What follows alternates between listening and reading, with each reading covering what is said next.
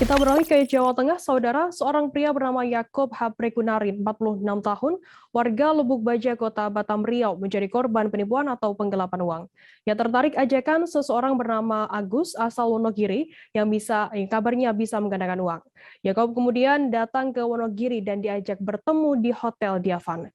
Informasi lebih lengkapnya akan disampaikan oleh rekan jurnalis kami dari Tribun Solo. Ada Septiana Ayu Lestari yang saat ini sudah tersambung sama kami. Halo Septi. Halo Firda. Septi, bisa Anda jelaskan terkait kronologi penipuan tersebut seperti apa? Ya, kronologi dari tindak penipuan tersebut diawali dari ketika Yakob atau korban terbujuk rayuan dari seseorang yang bernama Agus untuk yang memiliki kenalan bisa menggandakan uang. Kemudian Yakob diminta untuk datang ke Kabupaten Wonogiri dan bertemu dengan dua orang yakni Wali dan Heri yang sudah menunggu di Hotel Diavan. Setelah berada di Hotel Diavan tersebut, Yakob langsung menyerahkan uang sebanyak 100 juta rupiah kepada kedua pelaku dan diketahui dan kemudian salah satu pelaku yang bernama Wali melakukan aksinya atau melakukan ritual dengan cara memakai ubur rampe dan segala macam itu.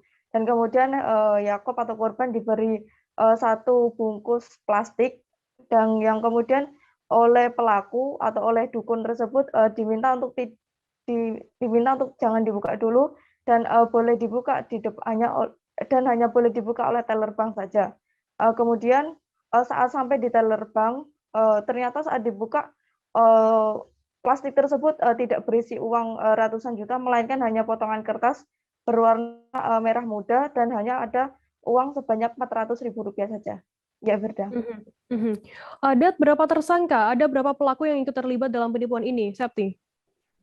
Untuk pelaku, Polres Wonogiri berhasil mengamankan 2 orang, yakni Wali dan Heri, di mana sebenarnya pelaku berjumlah 3 orang, yang mana saat ini A atau Agus masih menjadi buronan polisi karena belum diketahui keberadaannya. Berdasarkan pemeriksaan sementara dari 2 pelaku sendiri itu, berapa uang sudah mereka mendapatkan keuntungan berapa hingga tega menipu korbannya sendiri?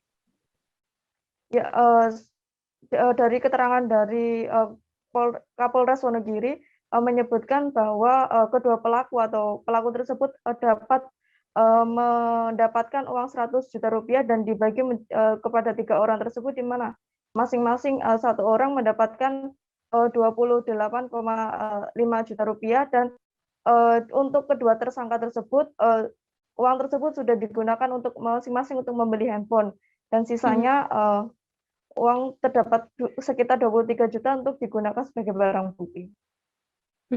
Baik, terima kasih rekan jurnalis dari Tribun Solo, Septiana Ayu Lestari atas laporan Anda. Selamat bertugas kembali.